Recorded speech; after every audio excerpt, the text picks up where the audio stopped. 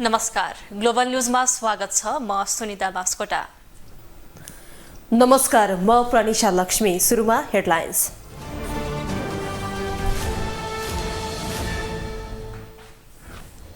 ललिता निवास प्रकरणमा पूर्व मन्त्री बहालवाला सचिव सहित 290 जना विरुद्ध अदालतमा मुद्दा दायर। सरकारी कागजात कृत्यमा अनुसन्धान, संगठित अपराधको मुद्दा चलाइएन। सत्तापक्ष र प्रतिपक्षको भागबण्डामा 9 संसदीय समितिका सभापति निर्विरोध। कोशी सरकार टिकाउन राप्रपाले पायो 1 सभापति। रासोपालाई बाइपास गर्दा उद्योग समितिमा चुनाव। ललितपुरको भैँसीपाटीमा प्रदेश प्रमुख र मुख्यमन्त्रीलाई आलिनास निवास हस्तान्तरण। सङ्घीय सरकारद्वारा 85 करोडको लागतमा निर्माण, सुविधामै बाँड्ने सरकारको ध्यान। अमेरिकाको ओस्प्रे सैन्य विमान युद्ध अभ्यासका क्रममा अस्ट्रेलियाको दुर्गम टापुमा दुर्घटना। 3 जल सेनाका अधिकारीको मृत्यु। प्रधानमन्त्री अल्बानिजद्वारा दुःख व्यक्त। र जिल्ला अदालत काठमाडौँमा सन्दीप लामिछाने विरुद्धको मुद्दा आज पनि स्थगित। अर्को पेशी 21 गतेलाई तोकियो। एसिया कप खेल्न सन्दीप भोलि पाकिस्तान जाने।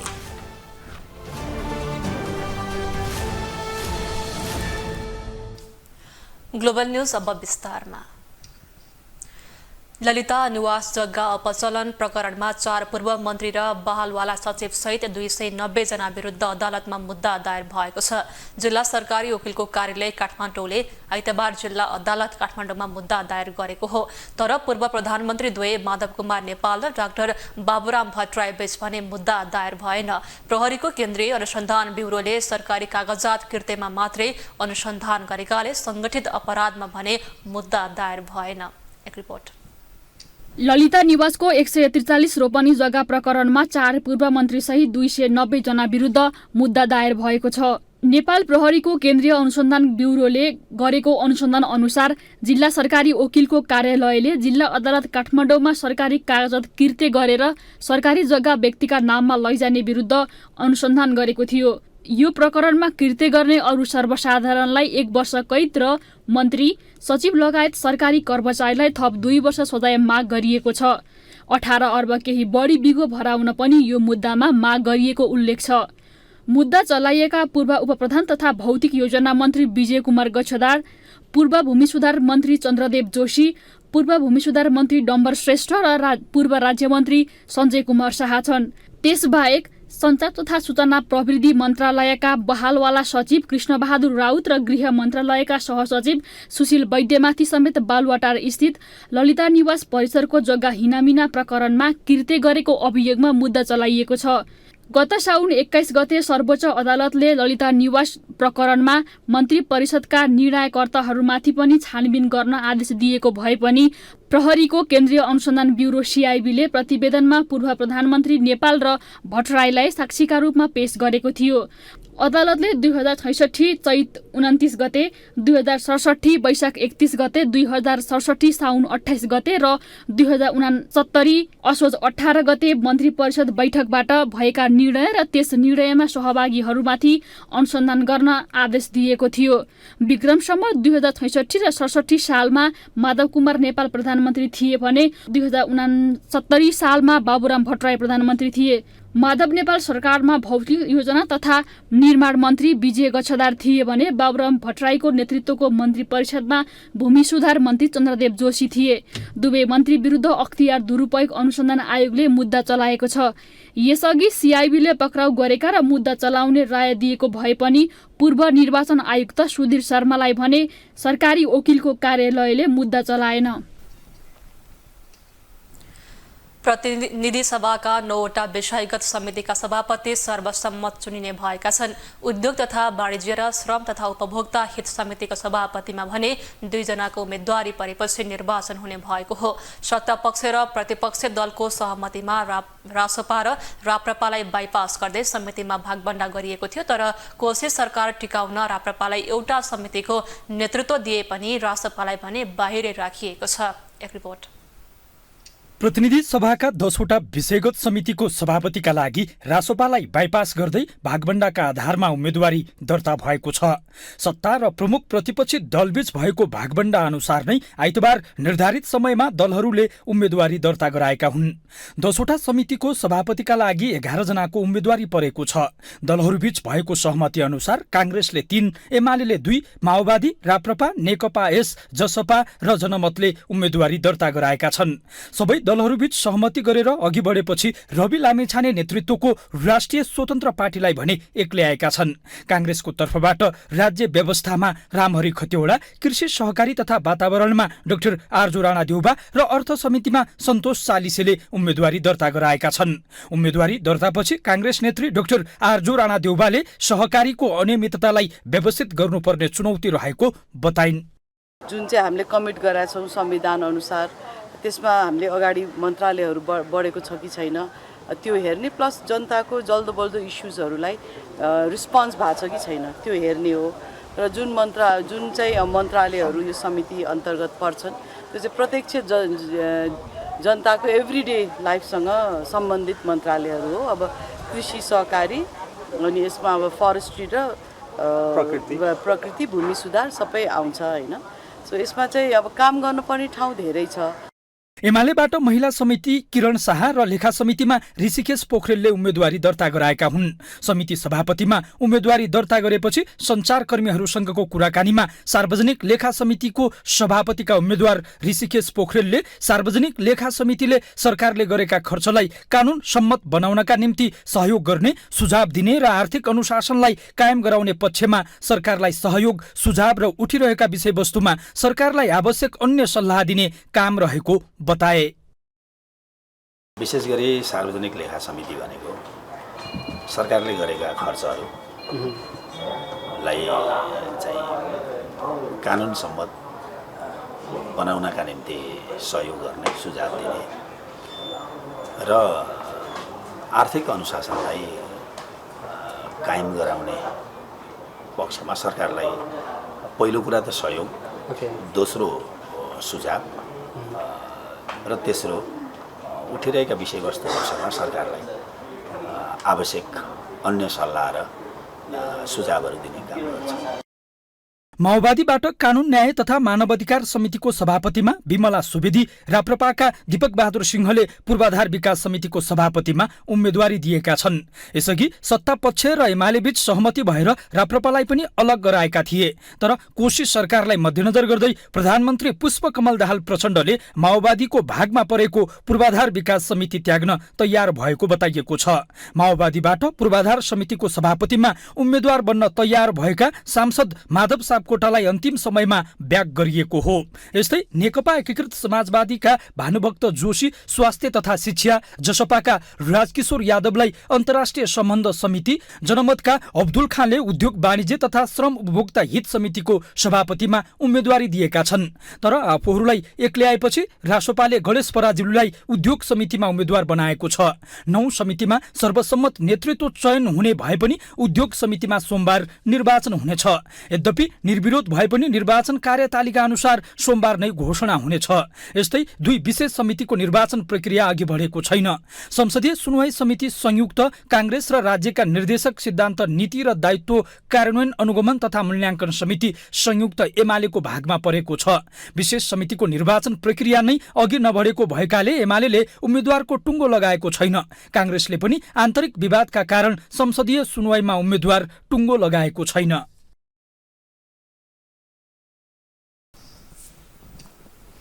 सर्वोच्च अदालतले भोलिदेखि पेशी तारिख अटोमेसन सिस्टम सुरु गर्ने भएको छ। नवनियुक्त प्रधान न्यायाधीश विशम्बर प्रसाद श्रेष्ठले न्यायालयभित्र हुने अनियमिततालाई कम गर्न पनि आफूले भोलिदेखि सो सिस्टम सुरु गर्न लागेको जानकारी दिए। आइतबार आफूलाई बधाई दिन कार्यकक्षमा पुगेका संवैधानिक तथा न्यायिक पत्रकार मञ्चमा आबद्ध पत्रकारहरूसँगको सामूहिक भेटमा उनले अदालतभित्र हुने अनियमितता कुनै हुनै नदिन पनि आफूले प्रविधिको प्रयोगमा जोड दिएको स्पष्ट पारे। प्रधान न्यायाधीश श्रेष्ठले तारिख तोक्ने काममा कर्मचारीको हस्तक्षेप हुन नदिने पनि आफूले सो अटोमेसन सिस्टमको सुरुवात गर्नुपरेको बताए। उनले प्रविधिकै माध्यमबाट न्यायालयमाथि हुने जनगुनासो सम्बोधन गर्न आफूले चाहेको बताए। सर्वोच्च अदालतपछि काठमाडौँ जिल्ला अदालतमा तत्काल सो सिस्टम लागू गर्ने प्रधान न्यायाधीश श्रेष्ठको योजना छ। न्यायपालिकाका भित्र हुन सक्ने भएका हुने अनियमितताका कुराहरूलाई हामीले एउटा विधि र प्रणालीबाट यसलाई सम्बोधन गर्नुपर्छ। हामीहरू चाहिँ नि एउटा प्रविधिबाटै जाऊँ, प्रविधिबाट मात्रै भयो भने त्यस्ता भनाइहरू त्यस्ता काम कारबाहीहरूमा अलि गुनासा कमाउँछ कि भन्ने कुरा भएको हुनाले भोलि मात्रै मैले चाहिँ जुन तपाईँहरूको सामान्यमा अस्ति भनेको थिएँ पेशी तारिक अटोमेसनको शुभारम्भ सर्वोच्च अदालतबाट कि अब पेशी तारिक तोक्दाखेरि कर्मचारीहरूले एउटा प्रविधिबाट मात्रै तोकिने मानव हस्तक्षेप नहुने प्रविधि भोलिदेखि यहाँ शुभारम्भ म गर्दैछु। प्रधान न्यायाधीश श्रेष्ठले न्यायाधीश नियुक्ति प्रक्रिया आफूले सुरु गरिसकेको उल्लेख गर्दै त्यसको नतिजा छिट्टै आउने विश्वास समेत व्यक्त गरे। उनले न्यायाधीश नियुक्ति नगरी नहुने भएकाले आफू त्यसमा लागि परेको बताए। मुद्दाको बोझ धेरै भएको तर दरबन्दी अनुसारको न्यायाधीशहरू समेत नहुँदा अप्ठ्यारो भइरहेको प्रधान न्यायाधीश श्रेष्ठको भनाइ थियो। प्रधान न्यायाधीश श्रेष्ठले न्यायालयप्रति जनआस्था जगाउने गरी सञ्चार सम्प्रेषण गर्न पनि सञ्चारकर्मीहरूलाई आग्रह गरेका थिए।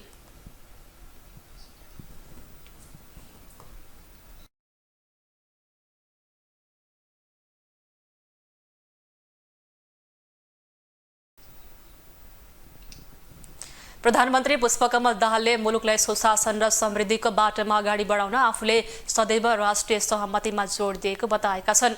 मुलुकलाई स्थिरता, स्थायित्वको साथै समृद्धि र सुशासनको नयाँ यात्रामा लैजानुको विकल्प नरहेको उल्लेख गर्दै उनले त्यसका लागि राष्ट्रिय सहमति बनाएर अघि बढ्ने प्रयास आफूले गरिरहेको बताएका हुन्। आइतबार ललितपुरको भैँसेपाटीमा निर्माण गरिएको प्रदेश प्रमुख र मुख्यमन्त्रीहरूको निवास उद्घाटन समारोहमा प्रधानमन्त्री दाहालले प्रदेश र स्थानीय तहका जनप्रतिनिधिहरू पनि आफ्नो क्षेत्रमा सामाजिक न्याय, सुशासन र समृद्धिको क्षेत्रको कामलाई प्राथमिकताका साथ अघि बढाउने विश्वास समेत व्यक्त गरे। ललिता निवास प्रकरणको सबै अभियोजन सरकारी वकिलको कार्यालयमा बुझाएको स्मरण गर्दै उनले आजको दिनलाई आफूले सुशासनको पक्षमा एक कदम अगाडि बढेको दिनको रूपमा लिएको पनि बताएका थिए। पनि आफ्नो कार्यक्षेत्रभित्र सुशासन, सामाजिक न्याय र समृद्धिको यात्रालाई अगाडि बढाउने छन् भन्ने म विश्वास व्यक्त गर्न चाहन्छु।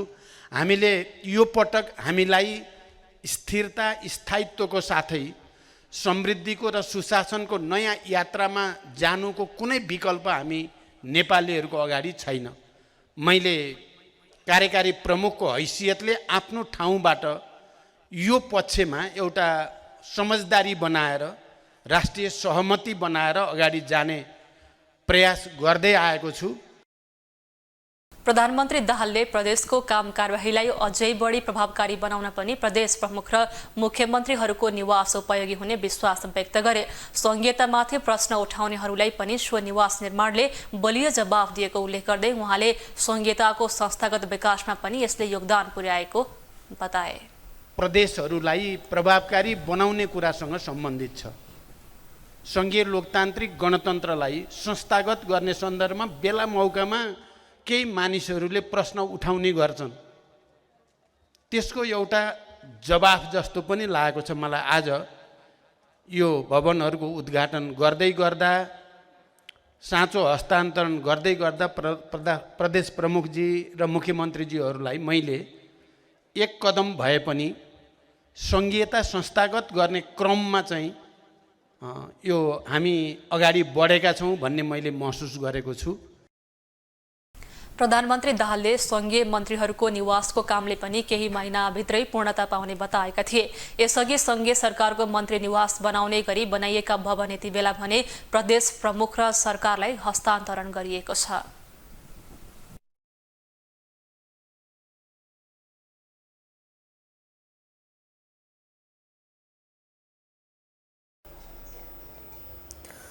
कोशी प्रदेश निरन्तर अशान्त बन्दै गएको छ। प्रदेश नामाकरणलाई लिएर पहिचान पक्षधरानमा गोरु काटेर खाएको विषयमा हिन्दू धर्मावलम्बीहरू आन्दोलनमा छन्, जसले धार्मिक र जातीय द्वन्द्व निम्तिने खतरा देखिएको छ। कोशी प्रदेशमा फैलिएको धार्मिक र जातीय द्वन्द्वले राष्ट्रिय राजनीतिमा समेत प्रवेश पाएको छ। सत्तारूढ दल र प्रतिपक्षी दलका नेताहरूको कोशीको अशान्तिबारे भिन्न मत राख्न थालेका छन्। एक रिपोर्ट। पछिल्लो समय कोशी प्रदेशमा धार्मिक र जातीय द्वन्द्व फैलिने खतरा बढ्दै गएको छ। कोशी प्रदेशभर नामाकरणलाई लिएर आन्दोलन भइरहेको छ। अर्कोतर्फ धरानमा गोरु काटेर खाएको विषयलाई लिएर सुरु भएको आन्दोलन समेत चर्किँदै गएको छ। कोशी प्रदेशको नामाकरणलाई लिएर पहिचान पक्षधरहरू किराँत लिम्बुवान प्रदेशको माग गरिरहेका छन्। पहिचान पक्षधरहरूले कोशी प्रदेशको नामाकरण सच्याउन राजनीतिक दललाई दबाव समेत दिइरहेका छन्। त्यसैका बीचमा धरानमा धार्मिक द्वन्द्व फैलिन थालेको छ। गोरु काटेर खाएको विषयलाई लिएर देशभरका हिन्दू धर्म समर्थक आन्दोलनमा उत्रिन थालेका छन्। शनिबार गोरु काटेर खानेलाई कारबाहीको माग गर्दै केही हिन्दू समर्थकले धरानमा प्रदर्शन गरे। प्रदर्शनलाई मध्यनजर गर्दै धरानमा शनिबार निषेधाज्ञा लगाइएको थियो। त्यसका बावजुद पनि शनिबार हजारौंको संख्यामा हिन्दू धर्मावलम्बीहरू आन्दोलनमा उत्रिएका थिए।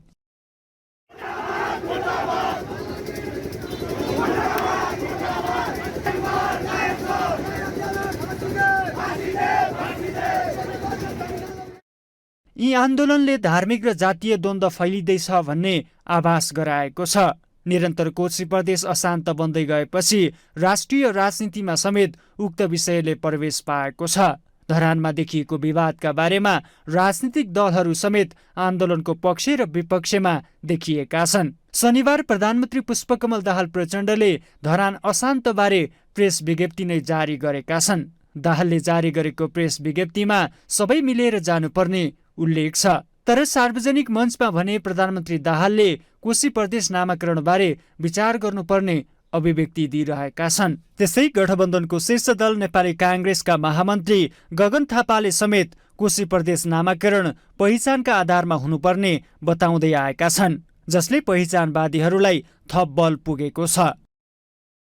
कोशी प्रदेश नामाकरण भइसकेपछि जो आन्दोलन चलेको छ त्यो आन्दोलनका सन्दर्भमा आदिवासी जनजाति लगायत विभिन्न सङ्घ संस्थाको प्रतिनिधिहरूले बालुवाटारमा प्रधानमन्त्रीलाई आएर भेट्नु भएको थियो र मैले त्यहाँ यसको बारेमा पनि केही कुरा राखेको थिएँ। पहिचान र अधिकारको आन्दोलनको नेता हुनुको नाताले मैले आदिवासी जनजातिको पक्षमा निर्णय गर्नुपर्छ भन्ने दायित्व मलाई अवगत छ र म निरन्तर तपाईँहरूको साथमा रहनेछु। खास गरिकन हाम्रो नेपालको संघीयतालाई अगाडि बढाउने विषयहरूका सन्दर्भमा उदारतापूर्वक खास नेपाली कांग्रेस जस्तो मूल राजनीतिक पार्टीले नामाकरण जस्तो विषयहरू गर्दै गर्दाखेरि पहिचानको कुरालाई प्राथमिकता दिएर गर्नुपर्छ। यदि यसलाई गर्यौं भने हामीले समाजको द्वन्द्वलाई चिरकालसम्म त्यो द्वन्द्वलाई मेट्न सक्दछौँ। यता सत्तारूढ दलका नेताहरूको अभिव्यक्ति र अशान्त कोशी प्रदेशलाई लिएर प्रतिपक्षी दलहरूले समेत आफ्नो धारणा सार्वजनिक गरिरहेका छन्। संसदको प्रमुख प्रतिपक्ष एमाले र प्रतिपक्षी रासपा र राप्रपाले कोशी प्रदेशको नामाकरण संविधान सम्मत भएको बताउँदै आएका छन्। त्यस्तै धरानमा भइरहेको धार्मिक आन्दोलनमा समेत यी तीन दलको एक स्वर रहेको छ। सेन्सिटिभ बनाउनु हुँदैन, यो राम्रो कुरा होइन। यो अनेक ढङ्गले नेपाली समाजलाई भाँड्ने भड्काउने द्वन्द्वमा फसाउने षड्यन्त्र भइरहेको छ। यस्ता कुराहरूबाट नेपाली समाज सजग हुनुपर्दछ। यस्ता क्रियाकलाप नचाहिने खालका क्रियाकलाप कसैले पनि गर्नु हुँदैन। जातीय सद्भाव भड्काउन पाइयो भने त भ्रष्टाचारका यत्रा काण्डहरू सामसुम थामथुम हुन्छन् होला भनेर केही मान्छे त्यतातिर तपाईँलाई आगो झोसिरहेका छन्। खबरदार, त्यो आगोमा म पेट्रोल हाल्दिनँ, म मोटी तेल हाल्दिनँ। पानी छ भने म पानी हाल्छु। हो, नेपालको कानुनलाई मिच्न पाइँदैन, संविधानले भनेको कुरा गर्न पाइँदैन। मलाई सोधिरहेको हुन्छन्, सामान्य कुरा हामीलाई सोधिरहेको हुन्छन्। पाइँदैन कसैले पनि। कानुनले भनेको छ। यही अहिले भइरहेको कुराहरूमा मान्छेले अनेक प्रश्नहरू गरिरहेका छन्। संविधानले स्पष्ट भनेको छ गाई गोरी काट्न पाइँदैन भनेर। कानुनी रूपमा वर्जित गरिएको काम गर्न पाइँदैन। कानुनले भनेको छ। कानुनी राज्यमा कानुनले जे भन्छ त्यसलाई मान्नुपर्ने। म कानुन मान्दिनँ भन्न पाइँदैन, किनकि त्यो संविधान, त्यो कानुन हामी सबैले विभिन्न विदेशका मानिसहरू बसेर, विभिन्न समुदाय, जात जाति धर्मावलम्बीहरू बसेर बनाएको होइन र त्यसलाई हामीले पालना गर्नै पर्छ। त्यो हाम्रो कर्तव्य हो। त्यसो त संविधानले नेपाललाई धर्मनिरपेक्ष राष्ट्रका रूपमा व्याख्या गरेको छ। ताकि देशभित्र बस्ने जुनसुकै नागरिकले आफूले चाहे अनुसारको धर्म मान्न पाउँछन्। तर धर्म र जातीयताको विषयलाई राजनीतिक मुद्दा बनाएर मुलुकमा अशान्ति फैलाउने छुट भने कसैलाई छैन। ग्लोबल टेलिभिजन एचडीका लागि विनोद विक्रम भण्डारीको रिपोर्ट।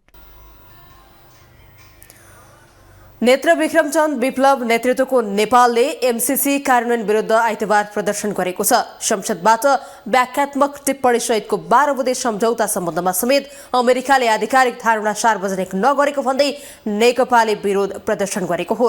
आइतबार उनीहरूले एमसीएको कार्यालय घेराउ गरी प्रदर्शन गरेका छन्। एक रिपोर्ट।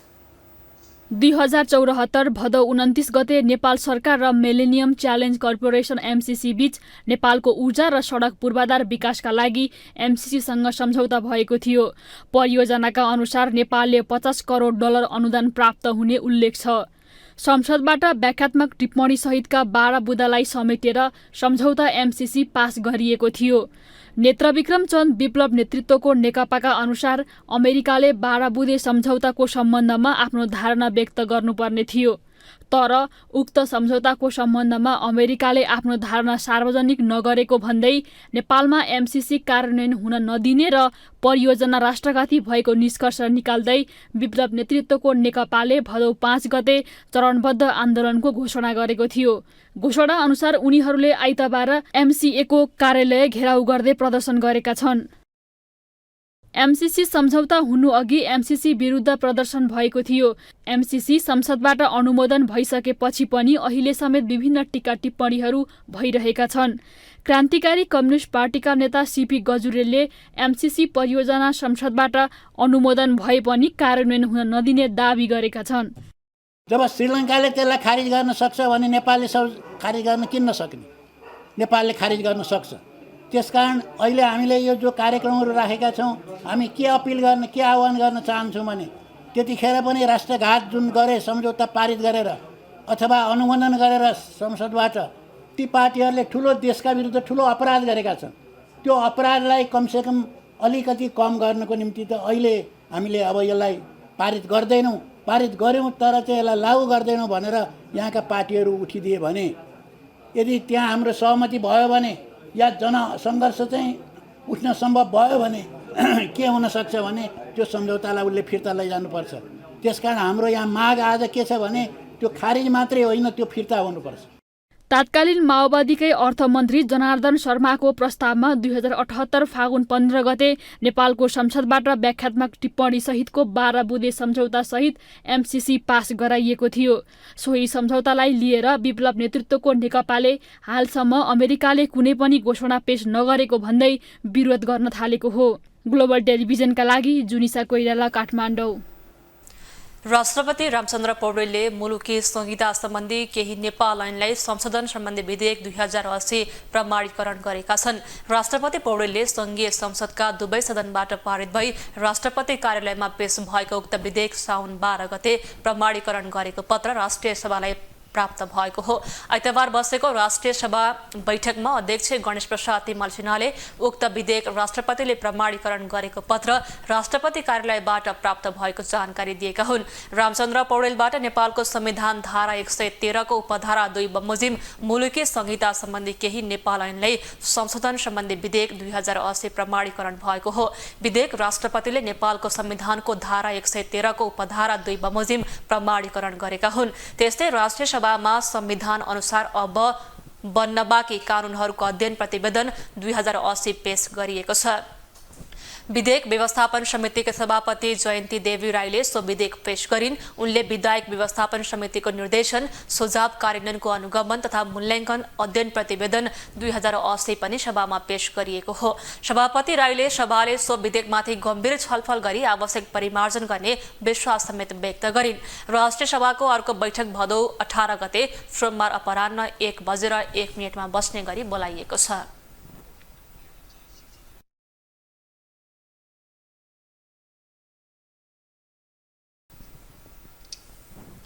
सरकारले असोज 2 गते राष्ट्रिय शिक्षा दिवस उत्साह र उपलब्धिमूलक रूपमा मनाउने भएको छ। आइतबार शिक्षा विज्ञान तथा प्रविधि मन्त्रालयमा बसेको राष्ट्रिय शिक्षा दिवस आयोजक समारोह समितिको बैठकमा असोज 2 गतेलाई सरकारले उपलब्धिमूलक र उत्साहजनक रूपमा शिक्षा दिवस मनाउने शिक्षा विज्ञान तथा प्रविधि मन्त्री अशोक कुमार राईले बताए।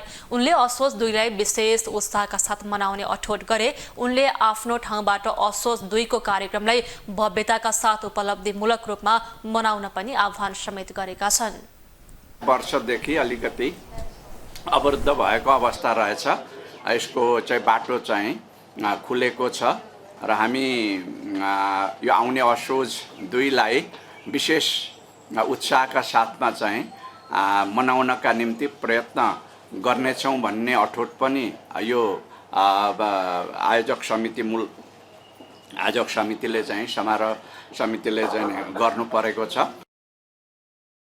मन्त्री राईले नेपाली शिक्षालाई विस्तारित बनाउन राष्ट्रिय शिक्षा दिवसले महत्त्वपूर्ण भूमिका खेल्ने विश्वास व्यक्त गरेका थिए। नेपाली कांग्रेसका नेता प्रकाशमान सिंहले संसदले 3 तहको सरकारलाई सुचारू रूपमा सञ्चालन गराउनका लागि आवश्यक संघीय कानूनहरू बनाउन नसकेको बताएका छन्। आइतबार नेपालको प्रजातान्त्रिक आन्दोलनका प्रथम महिला नेत्री मङ्गलादेवी सिंहको 27औं स्मृति दिवसको अवसरमा आयोजित कार्यक्रममा उनले संघले आवश्यक कानूनहरू निर्माण गर्ने हो भने स्थानीय तहले पूर्ण रूपमा आफ्ना काम कारबाहीहरू अघि बढाउन सक्ने पनि उल्लेख गरे। उनले पछिल्लो समय युवाहरू देश छोडेर पलायन भइरहेको बारे चिन्ता व्यक्त गर्दै सरकारले युवाहरूलाई स्वदेशमै काम गरेर खाने वातावरण बनाउनु पर्ने पनि बताएका थिए। उनले सरकार र सबै राजनीतिक दलहरूले यसबारेमा गम्भीर भएर सोच्नुपर्ने बताए। हुनु पर्यो भन्दाखेरि यो 3 तहको सरकारले सुचारू रूपले चाहिँ सञ्चालन गर्नुको लागि आवश्यक संघीय कानुनहरू चाहिँ जुन अभावको कारणले गर्दाखेरि अलिकति फुल फ्लेजेड रूपमा चाहिँ काम चाहिँ पर्फर्मेन्स गर्न पाइरहेको छैन, त्यो गराउनुको लागि अब हामीले चाहिँ यो चाहिँ संघीय यो चाहिँ निजामती यो चाहिँ विधेयक ल्याउनु पर्यो, ऐन बनाउनु पर्यो। कोशी प्रदेशमा भइरहेको आन्दोलनबारे नेता सिंहले नेपाल बहुधार्मिक, बहुसांस्कृतिक, बहुभाषिक देश भएको उल्लेख गर्दै सबैले बहुधार्मिक, बहुसांस्कृतिक, बहुभाषिक देश मानिसकेपछि कानूनभित्र बसेर सबैले काम गर्नुपर्ने बताए। उनले एक अर्काबीच हुने मनमुटावलाई सरकारले समाधान गरेर अघि बढ्नुपर्ने पनि बताएका थिए। अब इकोनोमिक न्यूज।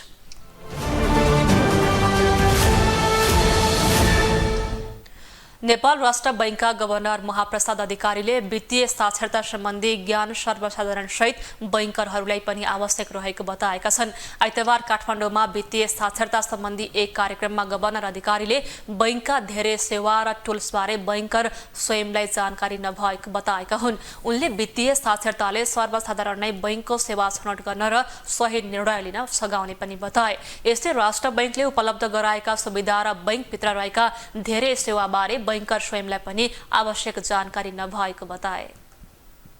बारेमा सही जानकारी भयो भने मात्रै एउटा कन्ज्युमरले सही निर्णय गर्न सक्छ, एउटा सर्वसाधारणले सही निर्णय गर्न सक्छ कि मेरो लागि कुन प्रडक्ट सही रहेछ, मेरो लागि कुन ब्याज दरवाला प्रडक्ट चाहिँ मैले लिनु पर्दो रहेछ, हैन, ब्याज दरकै सन्दर्भमा पनि भन्ने कुराको डिसिजन उसले गर्न सक्छ।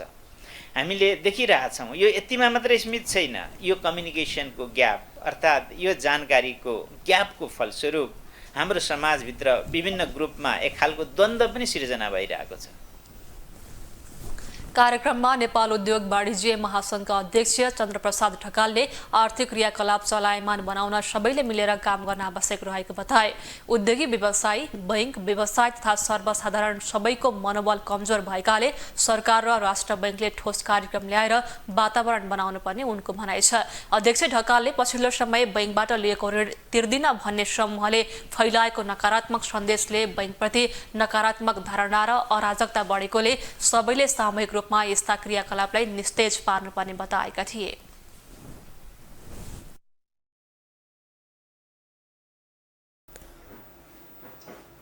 अब इन्टरनेशनल न्यूज।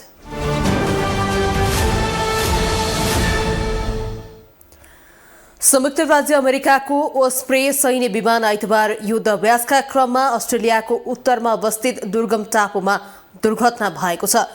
उक्त दुर्घटनामा 3 जना जल सेनाका अधिकारीको मृत्यु भएको छ भने 5 जनालाई गम्भीर अवस्थामा उद्धार गरी डार्बिन अस्पतालमा भर्ना गरिएको छ। अमेरिकी सैन्य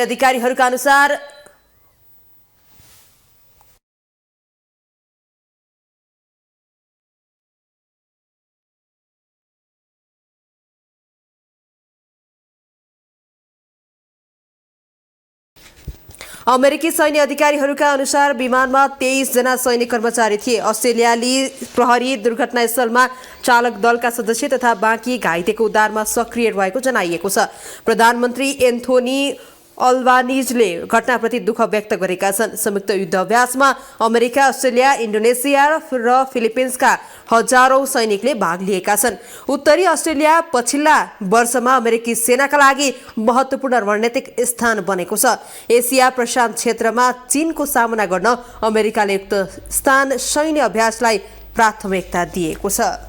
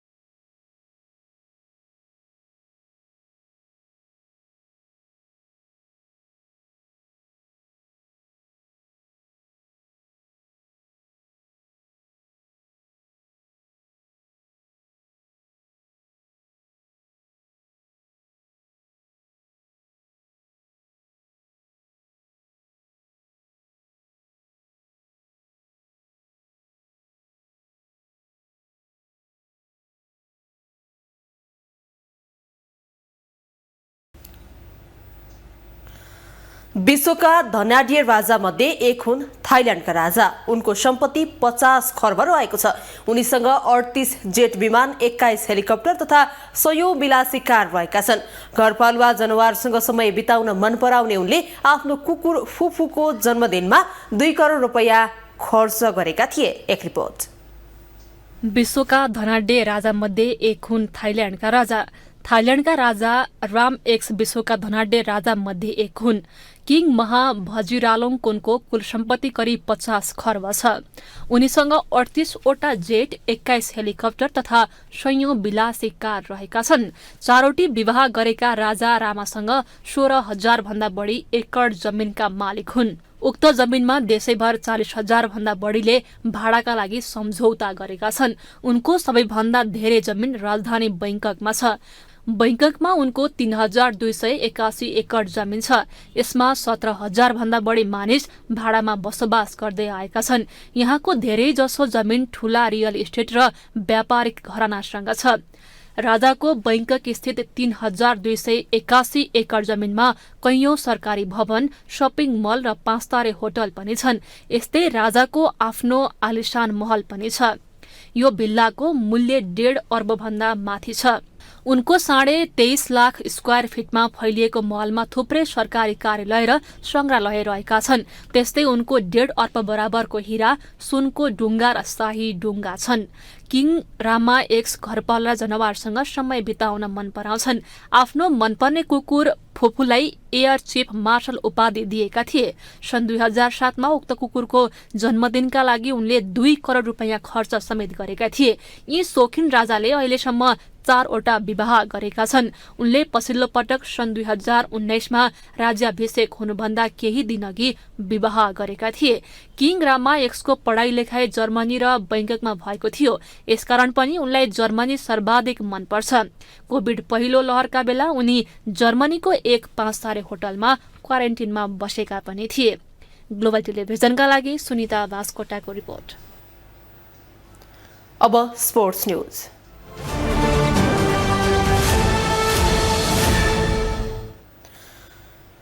क्रिकेटर सन्दीप लामिछाने विरुद्धको बलात्कार मुद्दाको पेश स्थगित भएको छ। आइतबार न्यायाधीश प्रकाश प्रसाद पण्डितको इजलासमा परेको मुद्दा स्थगित भएको हो। सन्दीपको मुद्दाको विवाद पीडित र उनको आमाको नागरिकतासम्म पुगेको छ। मुद्दाको अर्को पेशी भदौ 21 गतेका लागि तोकिएको छ। मुद्दाको पेशी सरेसँगै क्रिकेटर सन्दीप एसिया कप खेल्न सोमबार पाकिस्तान जाने भएका छन्। एक रिपोर्ट। नेपाली राष्ट्रिय क्रिकेट टोलीका spinner Sandeep Lamichhane Asia cup खेल्न पाकिस्तान जाने भएका छन्। पछिल्लो 1 वर्षदेखि नाबालिगलाई बलात्कार गरेको आरोपमा जिल्ला अदालत काठमाडौँमा मुद्दा खेपिरहेका सन्दीप सोमबार पाकिस्तान जाने भएका हुन्। आइतबार न्यायाधीश प्रकाश प्रसाद पण्डितको इजलासमा परेको 5औं नम्बरको मुद्दा हेर्न नभ्याइनेमा परेपछि सन्दीप पाकिस्तान जाने भएका हुन्। अब सन्दीपको मुद्दाको अर्को पेशी भदौ 21 गतेका लागि तोकिएको छ। त्यसबीचमा 10 दिन उनले एसिया कपका लागि समय पाएका हुन्। एसिया कप अन्तर्गत समूह एमा रहेको नेपालले आफ्नो पहिलो खेल भदौ 13 अर्थात् अगस्त 30 मा पाकिस्तानसँग मुल्तानमा खेल्दैछ, जुन खेल प्रतियोगिताको उद्घाटन खेल समेत हो। नेपालले भदौ 18 अर्थात् सेप्टेम्बर 4 मा भारतसँग श्रीलङ्काको काण्डीमा खेल्दै प्रतियोगिताको समूह चरण पूरा गर्नेछ। विश्व क्रिकेटका हस्ती राष्ट्र भारत र पाकिस्तानसँगको खेलमा फ्रेन्चाइज क्रिकेटको अनुभव बटुलेका सन्दीप नेपाली राष्ट्रिय क्रिकेट टोलीका महत्त्वपूर्ण खेलाडी हुन्। यसअघि नै सन्दीपका वकिल सरोज कृष्ण घिमिरेले आइतबारको मुद्दाको फैसला नआए पनि सन्दीप पाकिस्तान जाने बताएका थिए। सोही अनुसार आइतबारको मुद्दामा अन्तिम फैसला नहुँदा पनि उनी एसिया कप खेल्न पाकिस्तान जाने भएका हुन्। पछिल्लो पटक गत साउन 32 को बहसमा अदालतले पीडितको आमाको जन्ममिति यकिन गर्न आदेश दिएको थियो। नेपाली राष्ट्रिय क्रिकेट टोली एसिया कप खेल्न मंगलबार राति पाकिस्तान गएको थियो। मुद्दाकै कारण पाकिस्तान नगएका सन्दीप अब भने पाकिस्तान जाने भएका हुन्। उता पाकिस्तान पुगेको नेपाली टोलीले एसिया कपका लागि अभ्यास सुरु गरेको छ। नेपाल रहेको समूहमा पाकिस्तान र भारत हुँदा समूह बी मा बंगलादेश, श्रीलङ्का र अफगानिस्तान रहेका छन्। एसिया कप भदौ 13 देखि सुरु भएर भदौ 31 मा सकिनेछ। यसअघि नेपाली टोलीसँगै भरपर्दा बलर सन्दीप पाकिस्तान नजाँदा नेपाली क्रिकेट टोली र समर्थकमाझ निराशा छाएको थियो। तर सन्दीप सोमबार एसिया कप खेल्न पाकिस्तान जाने भएपछि क्रिकेट समर्थकमाझ खुसियाली छाएको छ। ग्लोबल टेलिभिजन एसडी का लागि खेलकुद ब्युरोको रिपोर्ट। ग्लोबल न्यूजको अन्तिम हेडलाइन्स पुनः एकपटक।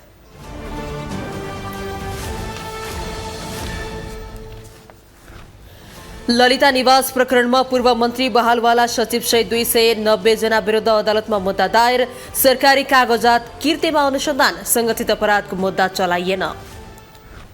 सत्ता पक्ष र प्रतिपक्षको भागबन्दामा 9 संसदीय समितिका सभापति निर्विरोध। कोशी सरकार टिकाउन राप्रपाले पायो 1 सभापति। राष्ट्रिय स्वतन्त्र पार्टीलाई बाइपास गर्दा उद्योग समितिमा चुनाव। ललितपुरको भैँसेपाटीमा प्रदेश प्रमुख र मुख्यमन्त्रीलाई आलिशान निवास हस्तान्तरण। संघीय सरकारद्वारा 85 करोडको लागतमा निर्माण। सुविधामै बाँड्नमै सरकारको ध्यान। अमेरिकाको ओस्प्रे सैन्य विमान युद्ध अभ्यासका क्रममा अस्ट्रेलियाको दुर्गम टापुमा दुर्घटना। 3 जल सेनाका अधिकारीको मृत्यु। प्रधानमन्त्री अल्बानिजद्वारा दुःख व्यक्त।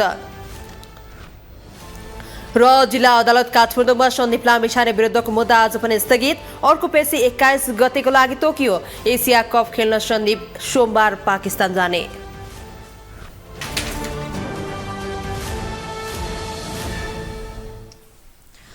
ग्लोबल न्यूज अहिले लाइभ सकियो। ग्लोबल टेलिभिजन तपाईँ फेसबुक तथा युट्युबमा पनि प्रत्यक्ष हेर्न सक्नुहुनेछ। ग्लोबल टेलिभिजन हेर्दै गर्नुहोला। नमस्ते।